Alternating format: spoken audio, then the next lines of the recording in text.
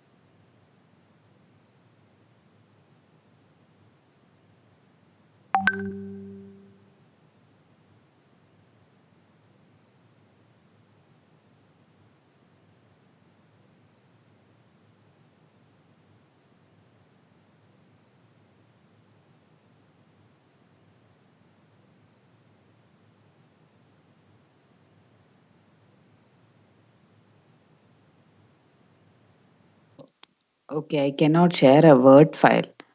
I have to make it into an image to share it. Chalo, let me see. At least initial parts I'll copy.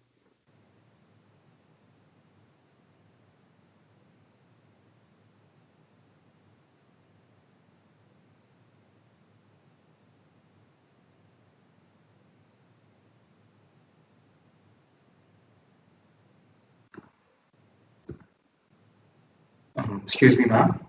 Yeah. You could share the Word file to the chat on your right, I guess. For me, it's accepting Word files. Okay. Okay. On the Sharing. right, there's a chat. What are you now seeing? Are you seeing my desktop? Yes, ma'am. Okay. Then.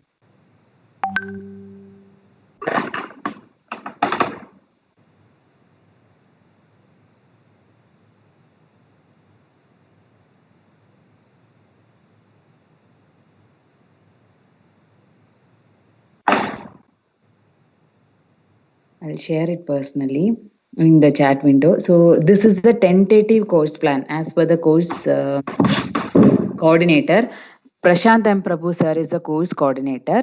I personally is handling section C, and PMP sir is handling I think A and D, and RMD sir Raji Mohan David sir is handling section B. So this is a tentative course plan. First initial 15 to 16 lectures constitute just the analog communication part. So what is each of those things? I'll come to it. So this is a tentative course plan. And then comes the digital communication part here. 17 to up to 16, it is analog, and then it is digital communication, pulse code modulation, and different part connecting different coding, information theory. A part of information theory is also there. So this is an overall glimpse of the syllabus, and these are the main textbooks. Simon Hakin, An Introduction to Analog and Digital Communication is the main textbook, and Hakin Digital Communication is the reference, and Rudy Cullen, Lathi, all these are the reference textbooks. Main textbook is this one, Simon Hakin. So this is the course plan.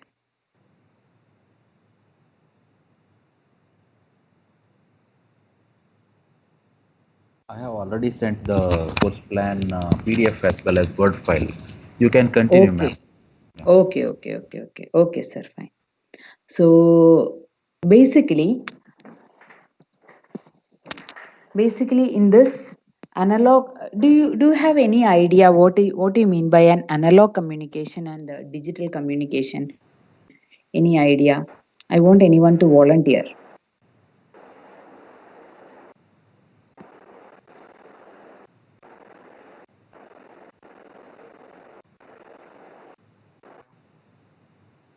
Come on. Chalo, then tell me what is the difference between analog and digital. Forget about communication part. What is an analog signal? What is a digital signal? Ma'am, analog signal is when the voltage variation is continuous, like from 0 to 5 volt, the analog voltage can take any voltage between it. Whereas in digital communication, you can only state two states, either 0 volt or 5 volt, corresponding to 0 bit or 1 bit, or vice versa. Okay, yeah. So you have analog signals and you have digital signals. And basically the subject what we are dealing is communication. The subject and the communication structure, or how you are going to communicate an analog signal. What kind of method you are going to use to an analog signal to ensure that it is safely communicated from the source to the receiver. That constitutes the analog communication system.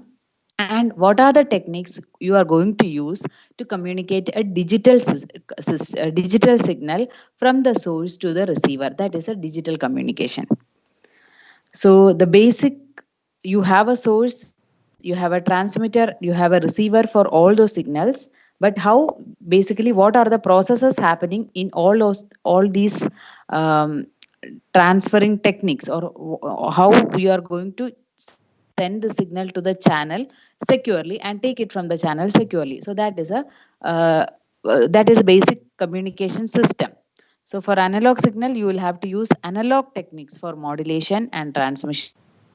And for digital signals, you have to use digital techniques for different sets of processes for transmission as well as reception.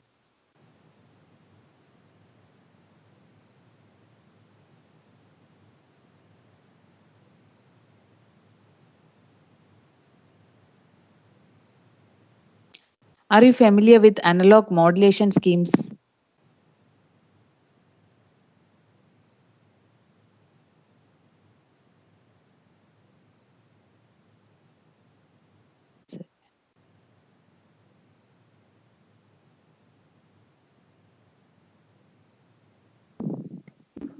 Ma'am, I should be. do they include amplitude modulation and frequency Yes, modulation? yes. AM, AM, FM. FM. Yes.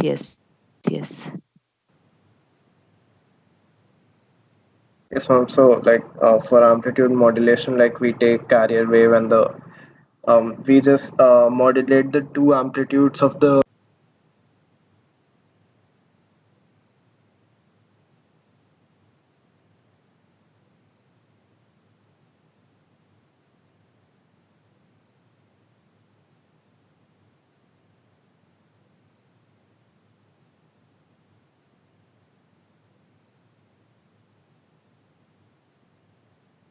Abhijit, you got auto muted. Unmute yourself. Sorry. You got auto muted. Unmute yourself. Oh, sorry, my bad. So yeah, I was asking if the modulation that ma'am was talking about were amplitude modulation and frequency modulations for analog signals. Yes. Okay, ma'am. Okay. So AM, FM are the usual analog modulation techniques, and there are different digital modulation techniques. for digital signals.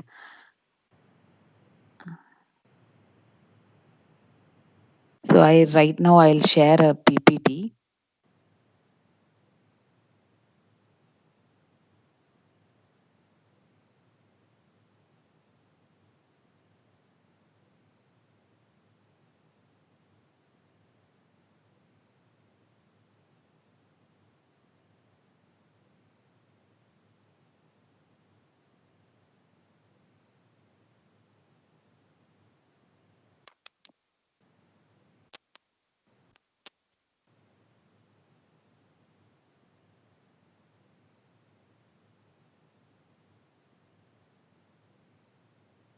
So this is a basic communication system. There will be a source, there will be a receiver, and in between you have transmitter, channel, and receiver. So at the transmitter, we need to do certain processes to ensure the safety or the safe transmission of the signal. So that is one of the option is the modulation. And what is modulation? Anyone has any idea? You might have studied in the first year. Like in amplitude modulation, there is a carrier wave which we superimpose with the amplitude, like a wave with large amplitude, so that the amplitude of the carrier wave increases.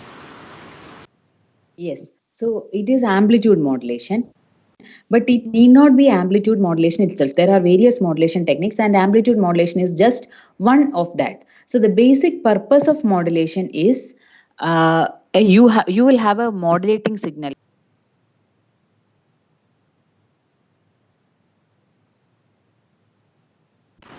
Ma'am, you are muted. Somebody muted me. Okay. So you have an lower frequency signal, which is a message signal. So the naturally occurring message signals, for example, our voice, it is a lower frequency signal in kilohertz range. So that this kilohertz range, whatever kilohertz it is usually called as a lower frequency signal when comparing to the original spectrum. So lower frequency signal directly transferred through channel, it can over always this lower frequency attracts noises. There is a high chance of noise getting added to a lower frequency signal. So this lower frequency signal, it is not safe to transmit it alone. So we will modulate it. And what is the purpose of modulation? You will keep it on top of a carrier. In a layman's terms, if you are explaining, the lower frequency signal will be kept on top of a higher frequency signal and then sent, so that the noise components will not affect the signal much. And at the receiver, what happens is, from this carrier, that lower frequency signal will be taken back, and then uh, it will be demodulated. So that process is known as demodulation. So you have a modulation and you have a demodulation process. So the demodulation happens inside the receiver, and the modulation process happens inside the transmitter. So this is a basic communication system. This is just certain terms which it will be good if you have an awareness about. This is not as such in your syllabus, but just some basic theories regarding the communication systems. One is modulation theory, and this modulation theory says that this carrier, you have a carrier, you have a modulating signal, you have to modulate the signal, carrier signal according to the modulating signal, and then transmit it. And next is Fourier analysis. So this Fourier analysis, as you know, what is the use of Fourier transform, or what do you think that, what do you mean by this Fourier analysis? What's your input about this Fourier analysis? We can take any signal from time domain to frequency domain through Fourier analysis. Yeah. Okay. That you are transforming. When you are analyzing something, Fourier transform means you are actually converting a signal when breaking down one domain. Analyzing means actually you are analyzing the content of the signal. the frequency contents of a signal. Okay, what all are the frequency components, and all those frequency components, what are the weights of it, how much percentage it is there in each of the complete signal. So that is the Fourier analysis. So by Fourier analysis, you are analyzing the content of the signal. So when you are actually, hello, so when you are actually doing,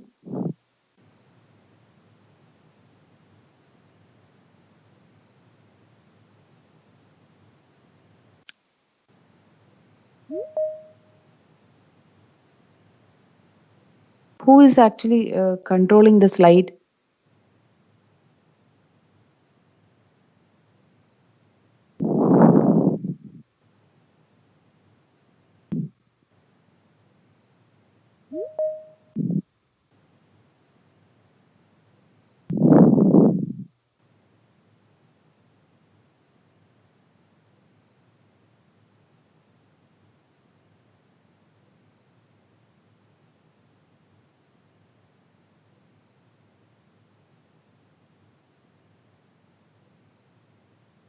So that is Fourier analysis. We are analyzing the content. So when you are modulating a signal, that means either amplitude modulation or frequency modulation.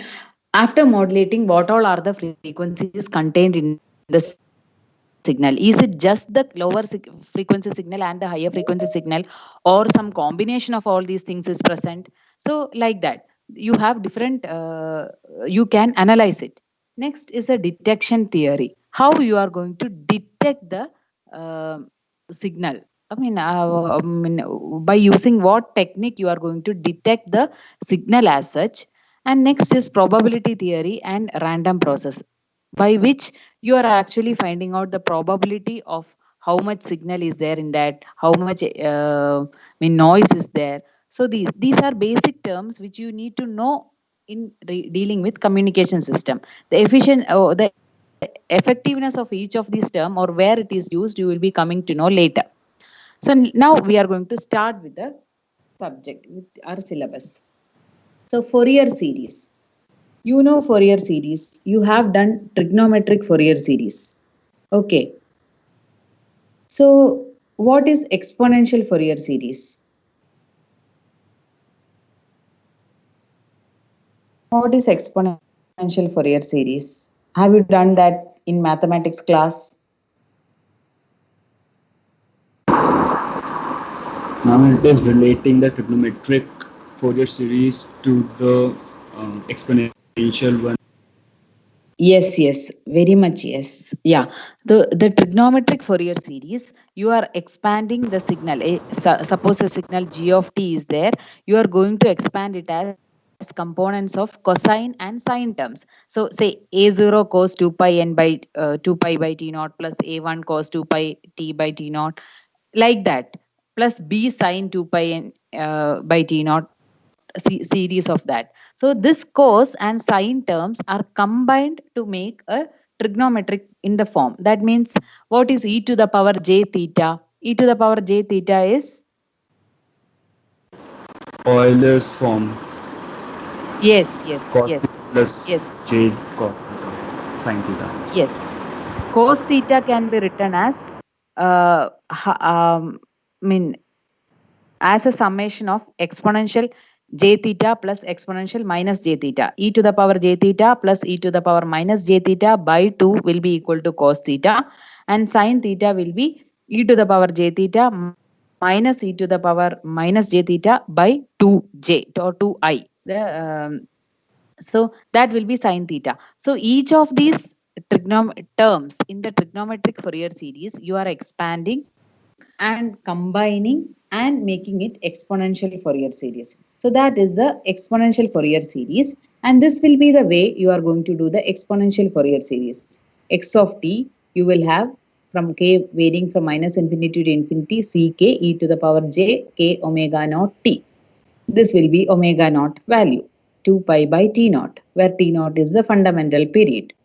So C is known as the complex Fourier coefficient, and the complex Fourier coefficient, the CK, how you are going to find out? We have a formula for that, and this is a complex Fourier coefficient.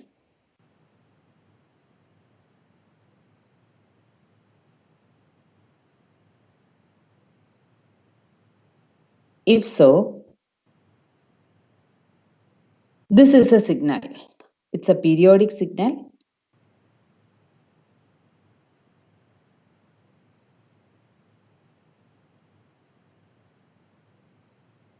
Hello.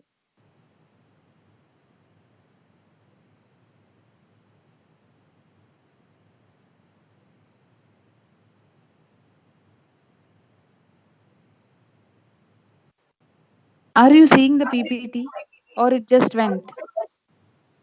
The PPT is not visible now.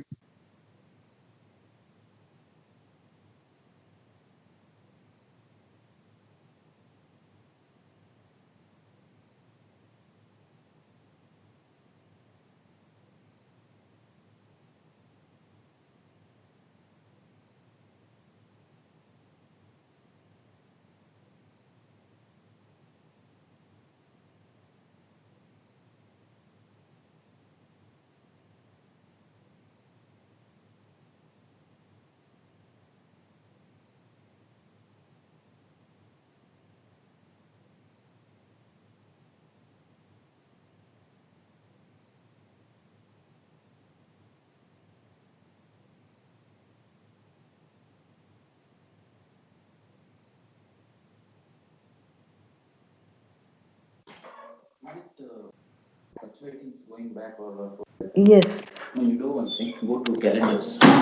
Where, sir?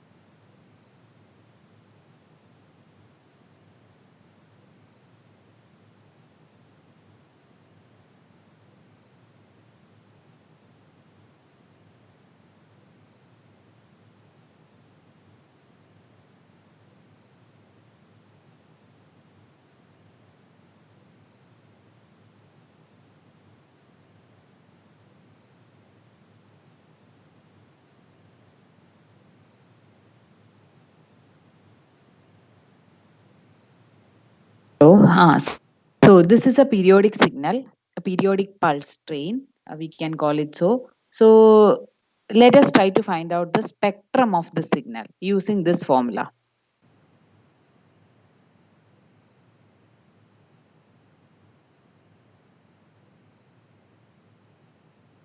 So this is a formula x of t. Try doing that. Take a book, pen, start doing it.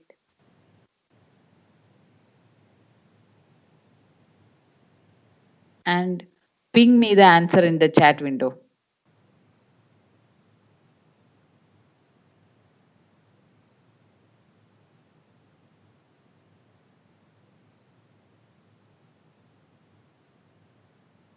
This is x of t.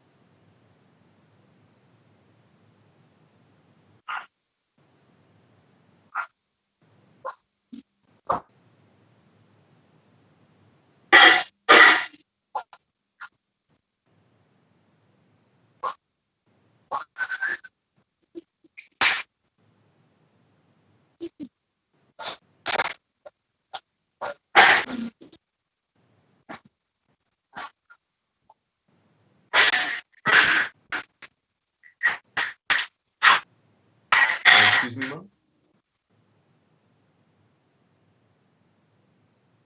Yes.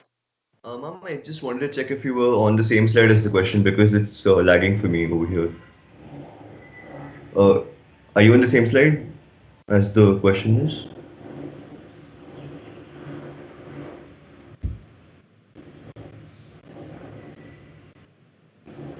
Yes. Now Okay, ma'am. I'm Excuse me, ma'am. Ma'am, can you give us private link so that we can also move through the slides? So that this we is a question, don't have to do. and this is a copy the question and copy the formula. Ma'am, the Yeah. slides are changing again and again.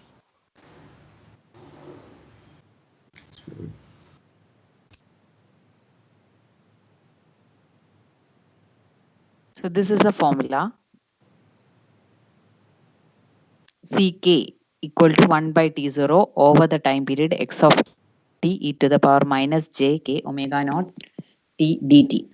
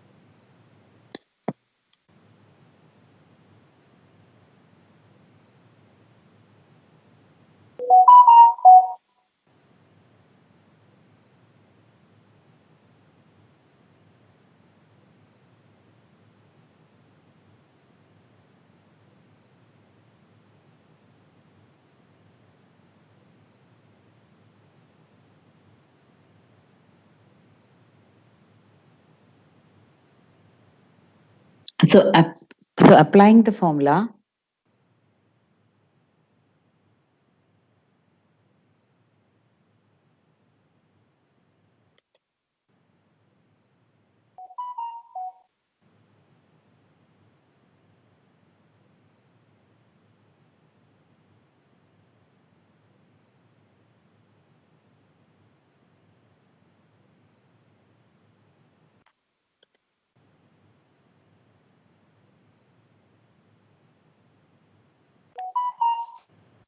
So applying the formula, the Ck will have the expression like 1 by k pi sine k omega naught by 2.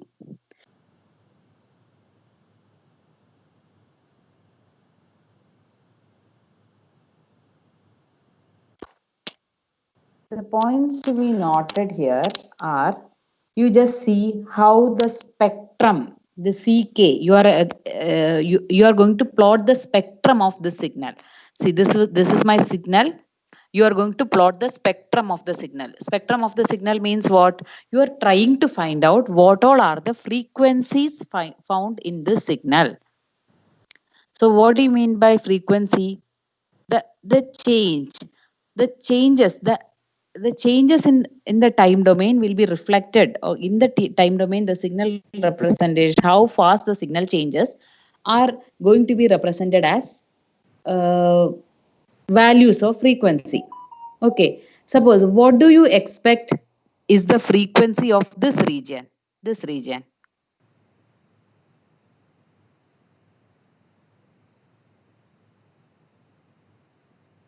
Someone unmute and say, what do you expect the frequency of this region? Or what do you expect what can be the frequency of this constant region?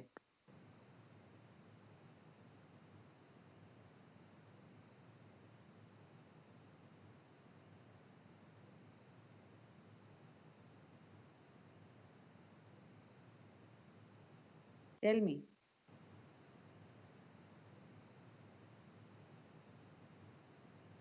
Hello. See, then tell me, what is the frequency of a DC signal? It's not defined now. It's 0, I guess. Yes. It's infinite. Yes. It is defined. It's 0. It's 0 hertz. It's not infinite. It is 0. It is 0. So the DC signal has a frequency of 0. That means it is constant throughout.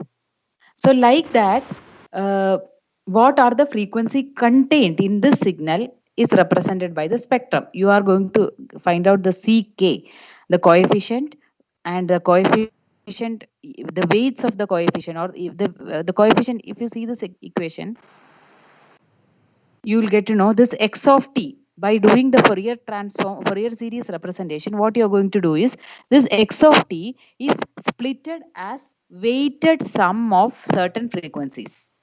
That is e to the power j k omega naught t, that certain frequency and its multiples. The weights of each of the frequency or its multiple is represented by the ck. So each of this omega naught or n omega naught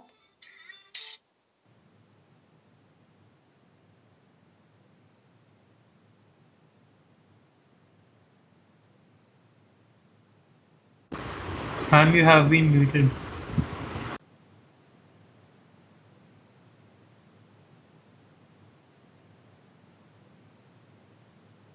So here, see, the weights of each of the frequencies is given by the CK. So if CK is high, that means that particular omega naught, CK, say C1. C1 is corresponding to omega 0, isn't it? K is 1.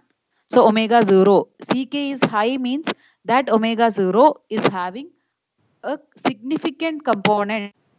That frequency is present in a significant weight in this particular signal x of t. Okay, so that is the analysis. That this is known as Fourier analysis. How each frequency, in how much weight it is present. So suppose Ck is 0 for say some frequency 3 omega naught. So that means that 3 omega naught frequency is not at all present in our signal x of t. So this is, see, are you getting the point? I mean, we are doing what a Fourier series is trying to represent in that signal, about the signal. That's what we are trying to analyze. So it is basically analyzing the component, the weights in which each of the frequencies is present in the signal. So for a signal like this, a square wave, I mean, in simple terms, when you are saying it's a square wave, this is the spectrum. Spectrum means, see, these are the different frequency components. Each of those frequency components is present in a high value. See, you can yourself feel in the square wave, most of the time it is the DC signal, right? Most of the time it is plain. Someone respond. Yes, ma'am. See, and you can get see the reflection in the spectrum also. See, 0 frequency is having the most weight.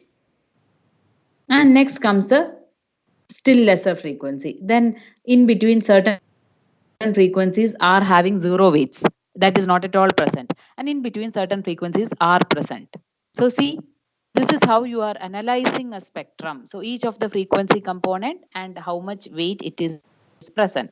So for a square wave, you have more of the DC component, zero is more.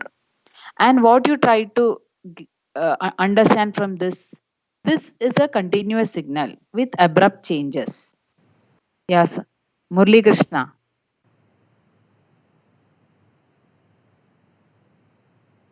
Murli Krishna, you raised your hand.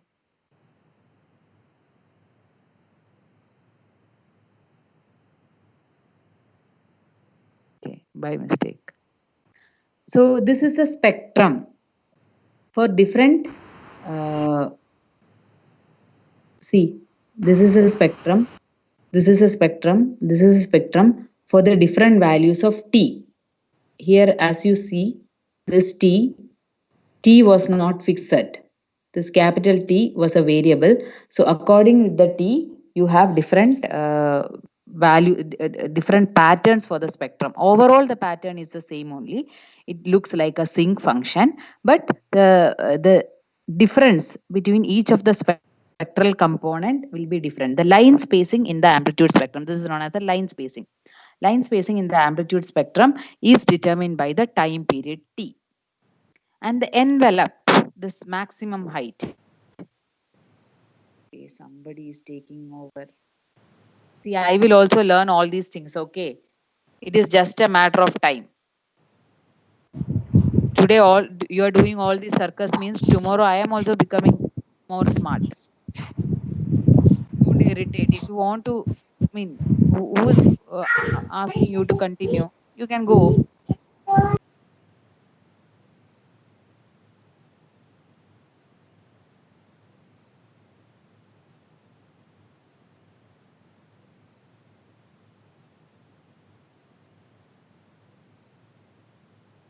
So this is the line spacing. This line spacing is a function of the time period T of the signal. And the envelope, this maximum height is a function of the amplitude of the pulse train and the duration. And zero crossing, see, certain frequencies in between are coming to zero. And this are actually multiples of 1 by T, the time period. This is the time period, capital T of the signal. See. Ma'am, we cannot see the pointer.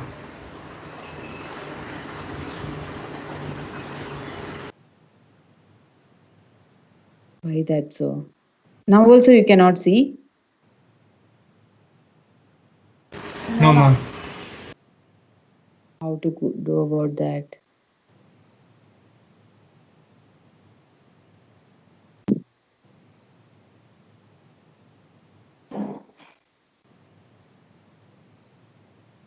What to do for that? So anyway, you can okay, let me try to explain it in a different way. I had a doubt. Yeah, tell me. Ma'am, in the question, since there were less changes in the time domain, that's why we see the value of 0 as in the frequency spectrum like the major one, right? Yes, yes. So basically we are mapping the changes in the time domain in the frequency domain. Yes, yes. Changes, of course, that is how you define frequency also, right? They are removed.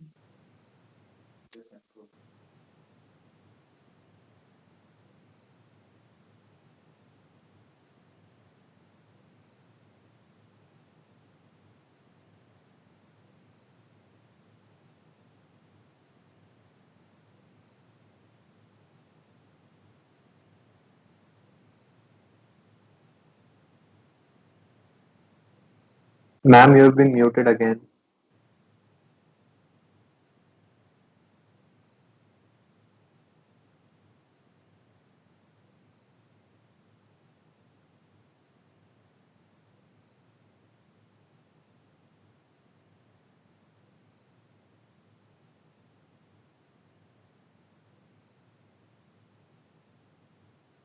Okay, so Yeah, somebody was asking something. Tell me.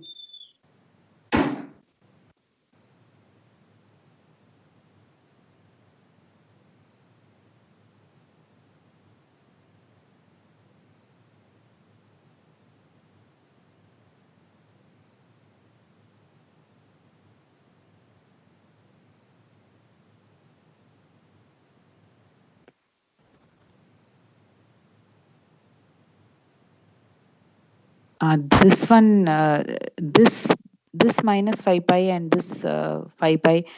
No. Anyway, this value only will be coming. There will not be a sudden drop. There will not be. This is a mistake in the graph. This particular graph, this dot, you don't take it as a value at 5 pi. It is following the same pattern, sinc function only, and in the same way. This, like the third one or the first one, it is following the sinc pattern only. There will not be an abrupt drop.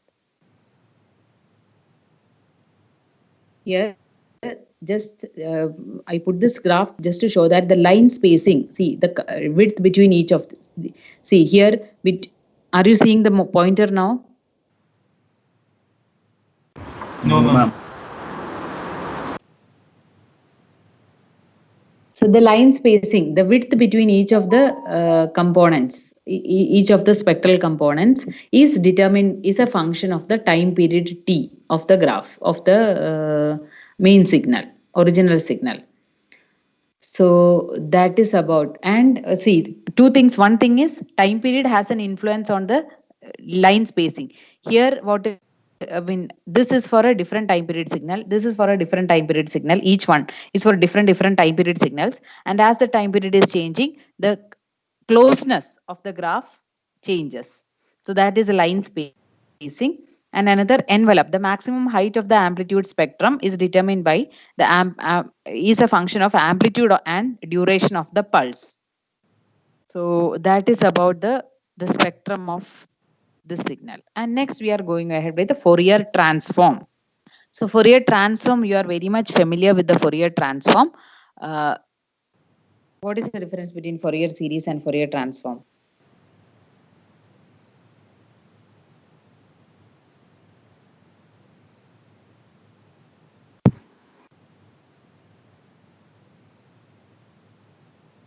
Yeah, tell me. Why you want a Fourier transform?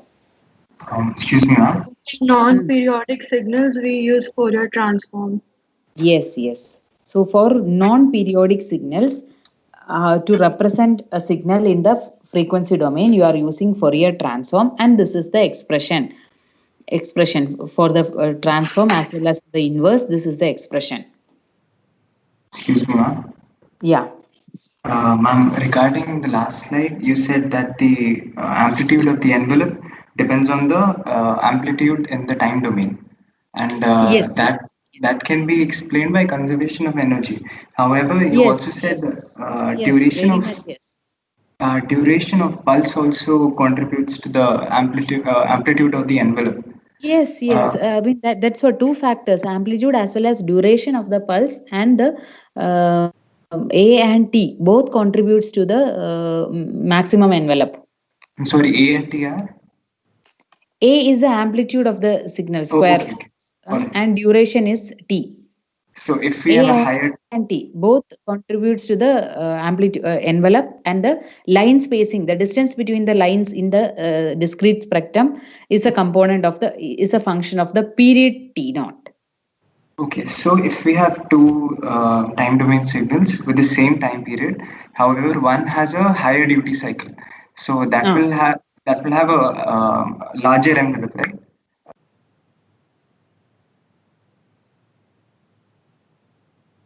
I think. Yes. Are you clear about it?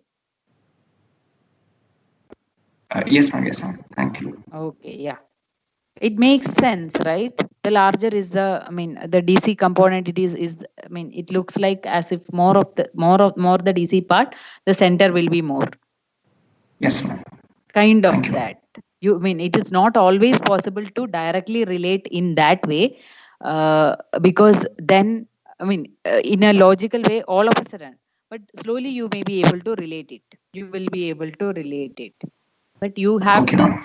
always understand that time difference, the change in time, d by dt, that component and frequency has a huge relationship. Yes, ma'am. Ma'am, also the factors of 1 by t 1 by t naught, do they correspond to the peaks or the zero values in the spectrum? 1 by 1 by t. You said that it hits zero, or I think the maximum value at factors of 1 by t. So zero was it the crossing, zero crossing. That zero sinc, crossings? the sync function was in between becoming zero, then again rising, then again becoming zero, like that. So wherever it is becoming zero, that has that will be a multiple of 1 by t, where capital T is the duration. That also has an, I mean, the duration has an effect on that thing also. Zero crossings also. Sure. Thank you.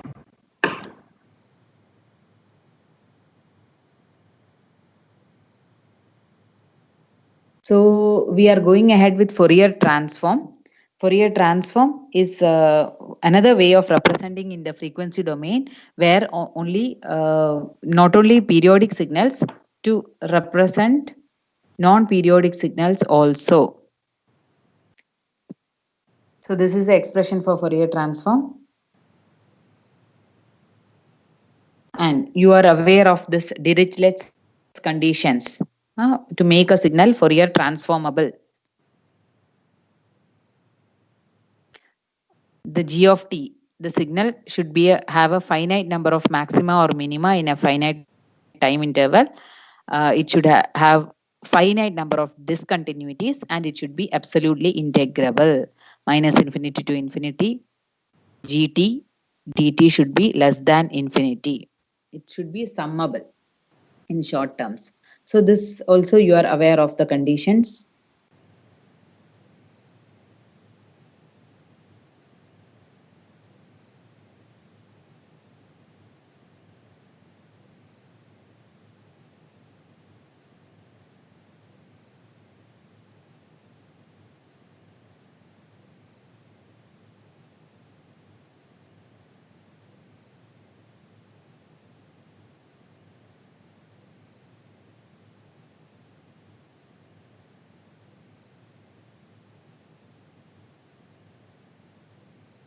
This slide all of a sudden is.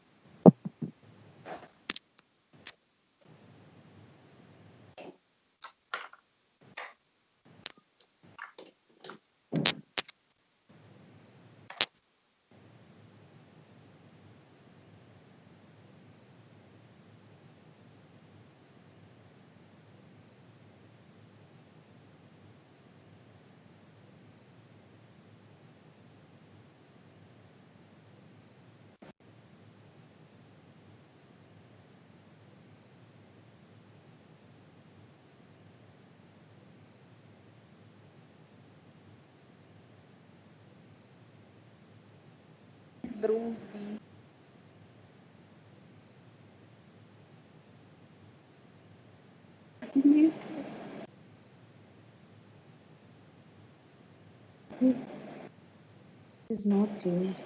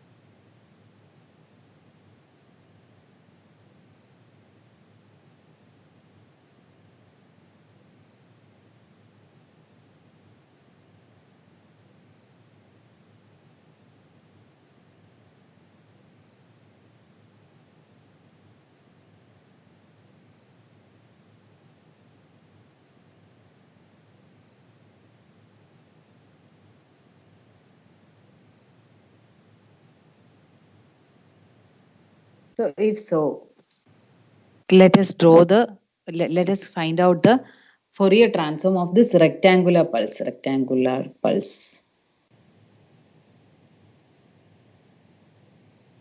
So this is the expression for rectangular pulse. This is the expression for Fourier transform gt exponential minus j 2 pi ft dt. Copy that. Anirudh, what happened? I missed the answer a t sine omega t by 2. Yes. See, this will be the transform actually.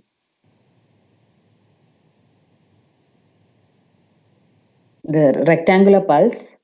See, see just this is a rectangular pulse. It is having a width, say tau, minus tau by 2 to tau by 2. And this is the transform of it, which is a sinc function. This is a sinc function.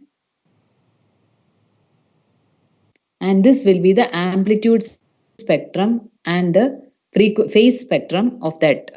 So you have a rectangular pulse. Rectangular pulse transform is a sinc function. That you have to remember always. A rect function will have a transform as a sinc function, and the phase spectrum is like this. And oh god.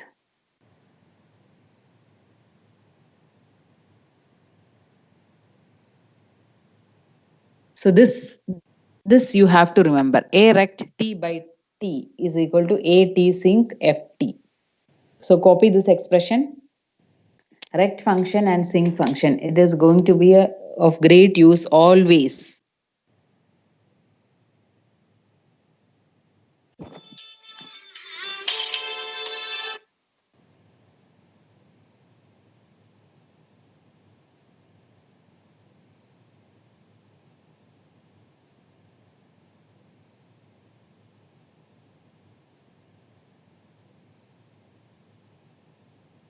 You cannot write equal to, okay. Fourier transform of a rect t by t will be equal to a t sinc ft. That's an error. This equal to is actually two arrows. A rect t by t will be the Fourier transform of that is a t sinc ft. So it is Fourier transform, not equal to. This is not right. So these are Fourier transform pairs. That's all. So now find out the Fourier transform for this signal, exponential e to the power minus at ut. Decaying exponential.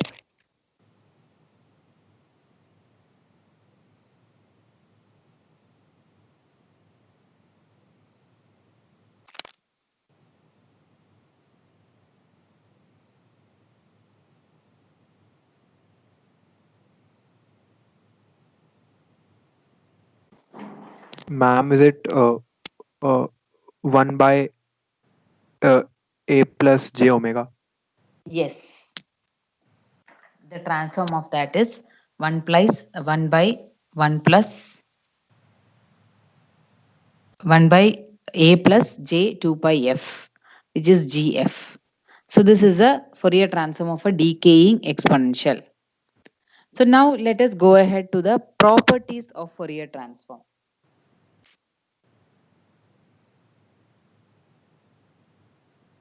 So can you, before that, can you tell me how will this look like, G of f look like in frequency domain?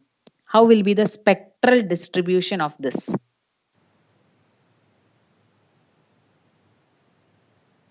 That means mode G of f you will have to plot against f. Mode G of f against f. How that will be?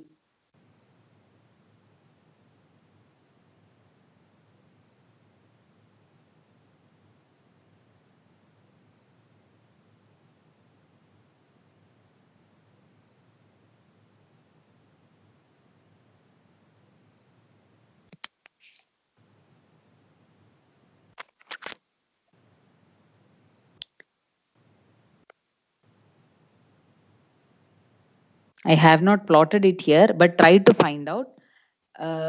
There also you will get to, I mean, the maximum frequency, the maximum weight for the frequency will be at the center. Will be at the center. The zero frequency is having a maximum contribution, and then the weight of the frequency will continue decreasing towards the both the direction. It will be an extended Gaussian.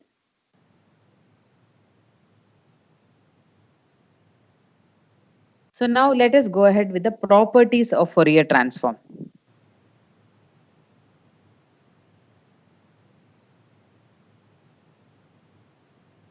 The first property is a linearity property. So G1t is having a transform G1f, G2t is having a transform G2f.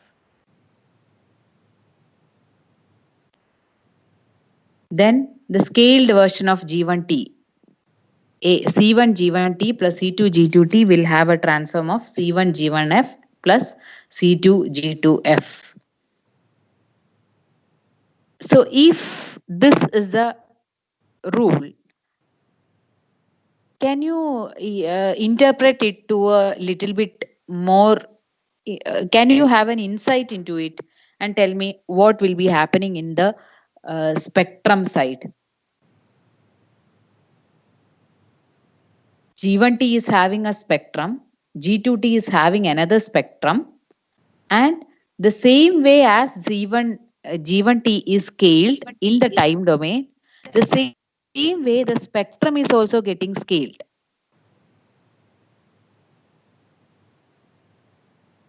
Are you getting it? Are you getting it? Yes, ma'am. Arithmetic addition of their amplitudes in the spectrum domain, weighed by C1 and C2 respectively.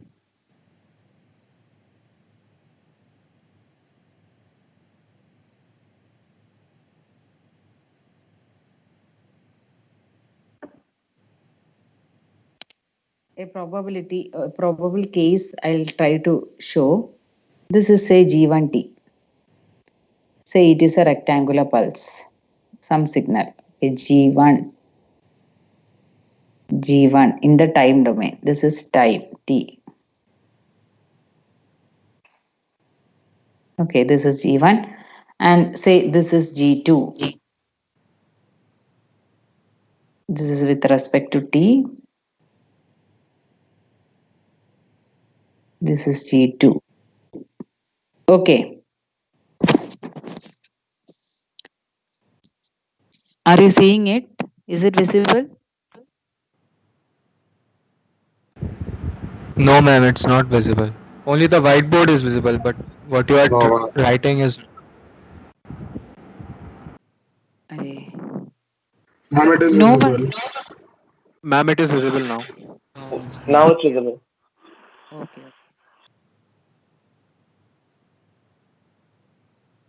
Suppose. So this is G1, this is G2. So I am going to add it in the time domain. So I may get some result. Okay, and I am trying to draw the frequency f with respect to f. Suppose this G1t is having a spectrum like this. Excuse me, ma'am. Yeah. It's not visible. It's not visible, ma'am. I can just see the whiteboard.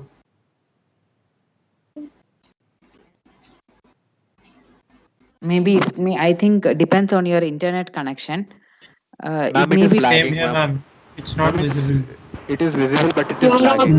Try to zoom out or something. For some of them, it is visible. Yeah, it's visible.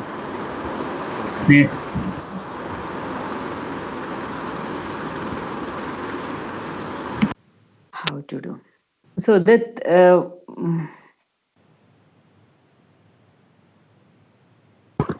Ma'am, it's a connection issue from their end. They'll have to wait. yeah.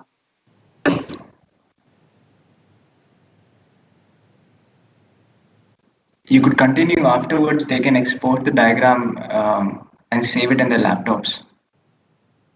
Okay. So the Right, thing is that what I wanted to say is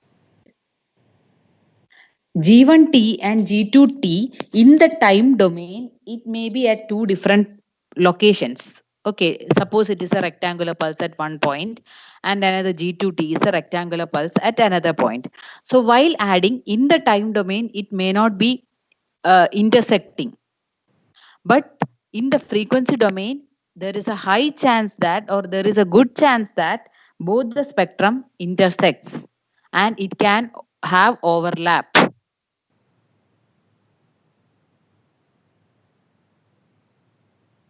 Are you getting the seriousness of the matter?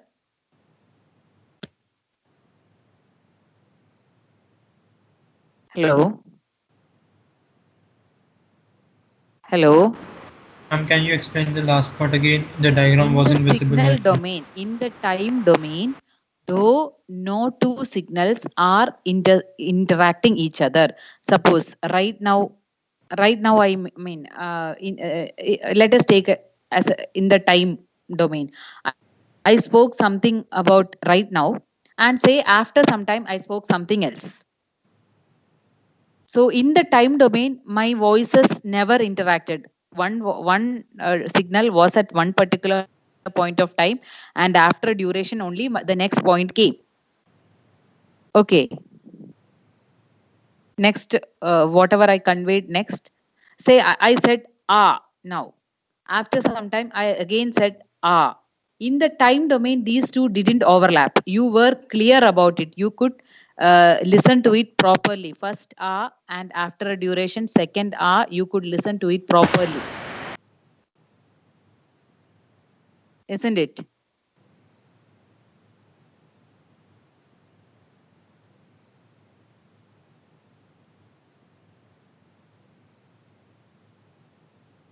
Hello. Yes, ma'am, understood. So in the time domain, though these two were not at the same point of time, it was not interacting or it was not making each other a noise, I mean, creating, it was not at all interacting. But in the frequency domain, when you are taking the spectrum of the first one and the spectrum of the second one, that spectrums are also getting added. When you are adding these two, first R, after some time, second R, in the time domain, when you are adding, it is not going to get interact. The signals will be clear. It will be clear. But in the frequency domain, the both the spectrums can get added together and have an overlap. Understood the point? Yes, ma'am. So that this linearity property, though it looks simple, okay, a c1 x1 plus b x2 gives you a capital X1 plus b capital X2. This is the inner meaning of it. The spectrum will get added, and in the spectrum, it may be a point, depending upon the how wide the spectrum is, it can have interactions.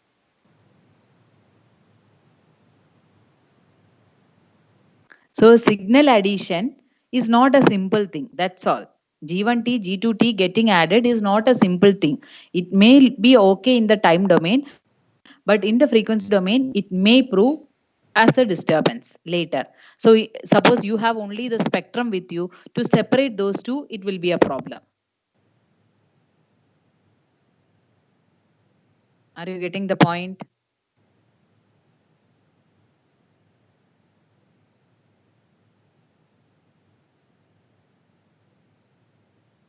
The spectrum is also interacting. It can interact as the spectrum is getting added.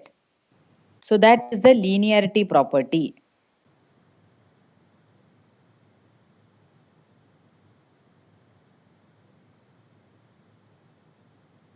Hello, are you with me?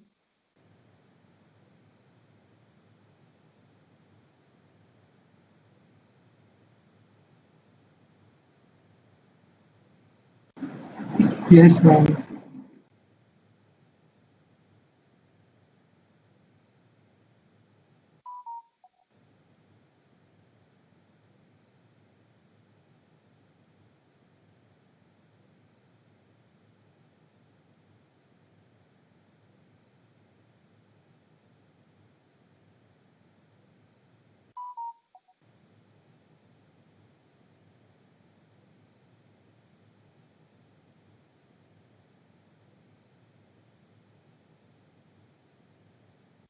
Ma'am, the slides are not visible.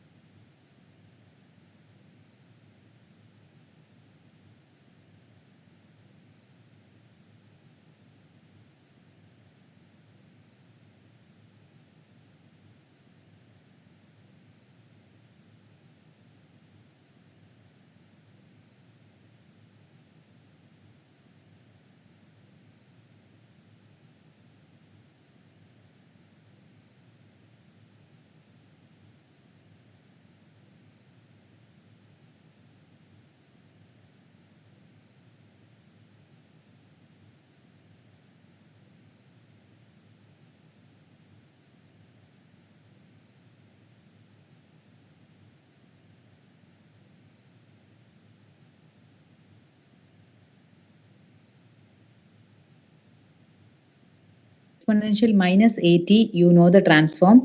Exponential at, you can find, see this will be the transforms, and exponential minus a mod t will have a transform of 2a by a square plus 2 pi f square. So this will be the transform of. So next property is. Ma'am, can you repeat again? You were muted for a long time. So no. Exponential minus at, the transform was shown earlier, 1 by a by 1 by a plus j 2 pi f, and exponential minus at, exponential at will have a transform the same thing, 1 by a minus j 2 pi f. So adding those two together, g of f of the new signal will be 2a by a square by plus 2 pi f square. So this is the signal e to exponential minus a mod t will have a transform 2a by a square plus 2 pi f square. So it was just an addition. Adding linearity property. So first signal is this one. Second signal ka transform is this one. Just adding those two, you are getting the transform of the third one. So the point I tried to mention earlier is, since this exponential signal may be, in this case, exponential minus at is a decaying exponential. This is an rising exponential. Even if these signals were not interacting and their spectrums, if they had a common interaction region, that means spectrum can interact, the overlap. Though the signals are not overlapping, there can be a possibility that the spectrum may be overlapping. So that is a possibility which is hidden inside the linearity property. So next is the dilation property or scaling property, time scaling, G of AT. So you have a signal G of T. Now G of AT, how you are expecting G of AT to be compared to G of T?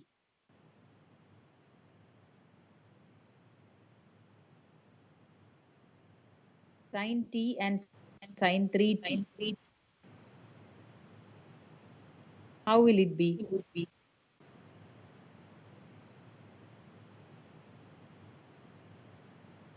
Come on, I'm trying to tell you an important point. The frequency will increase. I would like to know how for vision, just for seeing how the signal will be looking like. G of T and It G will of AT. become compressed. Very good. G of AT will be a compressed version of G of T. Okay. So when see this anomaly, G of AT, the transform of G of AT is 1 by mod A, capital G of F by A. So G of F by A. So what is happening? Forget about this 1 by mod A. It is right, but still let us ignore that. What is happening to the spectrum? The signal in the time domain, I am getting compressed. G of T had a transform of G of F, and I am compressing G of T, making it G of AT. Then what is happening to the spectrum? G of F is becoming G of F by A, means then what? If G of AT when you are making it is getting compressed, means G of F and G of F by A, how will that be related? It will expand a bit. It will expand. So in the frequency domain, the spectrum will be expanding. The thinner the signal is becoming, the more expanded. This is my one subscribe special.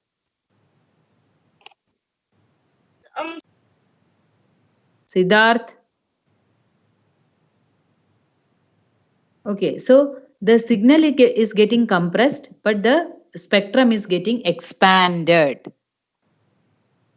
more wider.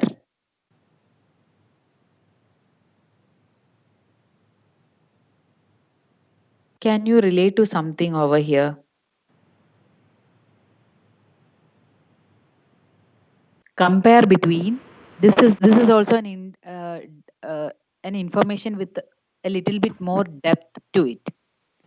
So right now we were discussing about the spectrum of a DC signal, isn't it? Spectrum of a DC signal, and we concluded that this it is a zero frequency signal. So if I'm seeing a DC signal, a straight line over a long period of time, say from minus infinity to infinity, and the spectrum will have what? An impulse at the frequency 0. At 0, yes. At 0, right.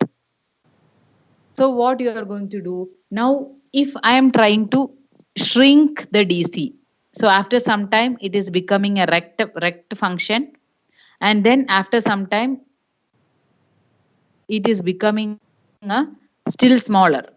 The rect function is becoming smaller. So what is happening? The impulse in the frequency domain is getting expanded as sinc functions, isn't it? Yes, ma'am. See, that is the case. So what will be the transform for, what will be the frequency component for an impulse? Now my signal is impulse.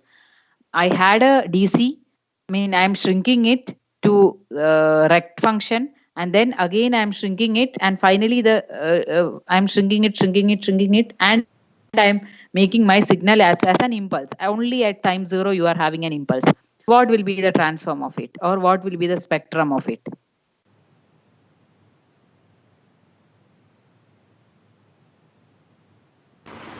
It will be like a straight line. Yes. So that is how, see, that is the in-depth understanding of this property, dilation or time scaling, G of AT. So the ultimate point is, if a signal is getting compressed in the time domain, the spectrum is getting expanded. And the proof of this is given here. Fourier transform of G of AT. Who is doing all this mischief? It's just for today, okay? So this is a a property, expanding it, and this is a proof for it. And the ultimate point with respect to this is G of AT. A signal is getting compressed means spectrum gets expanded. Okay, so that is all for today.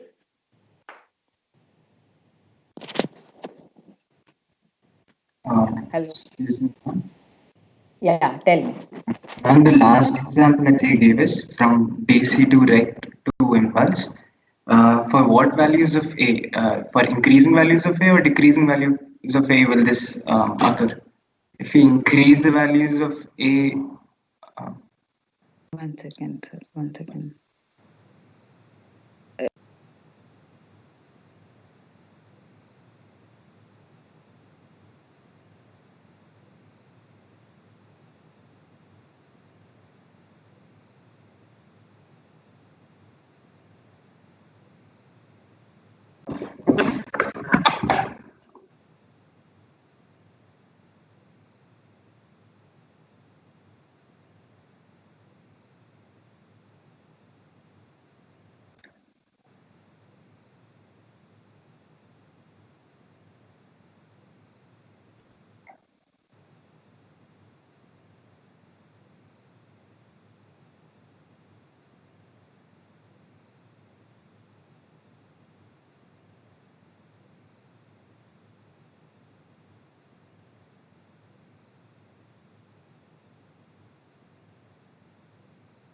Okay, your sir came to tell something.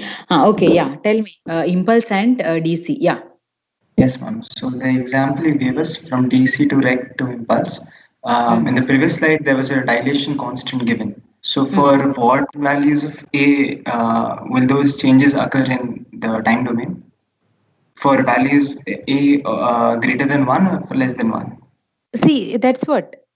G of T is becoming G of AT means if A is greater than 1, the signal is getting compressed.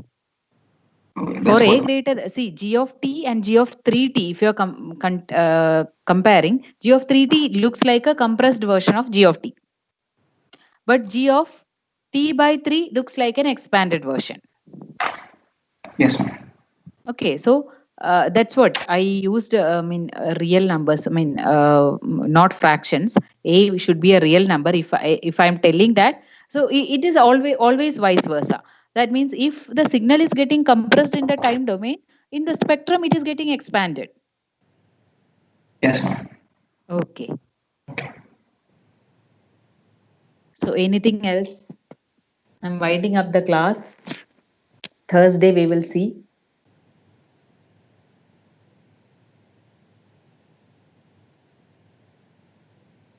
Any queries? Excuse me, ma'am. Ma'am, can you explain the linearity property in frequency domain again? See, in the frequency domain, ultimately the linearity property says only this thing. The signal is getting added, spectrum is getting added. That's all.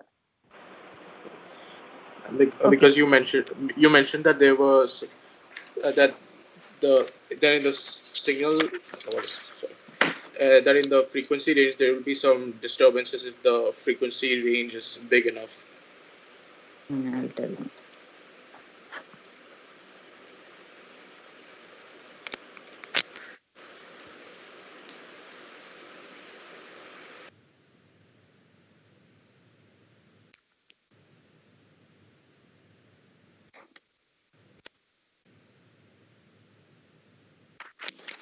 Can you see this now?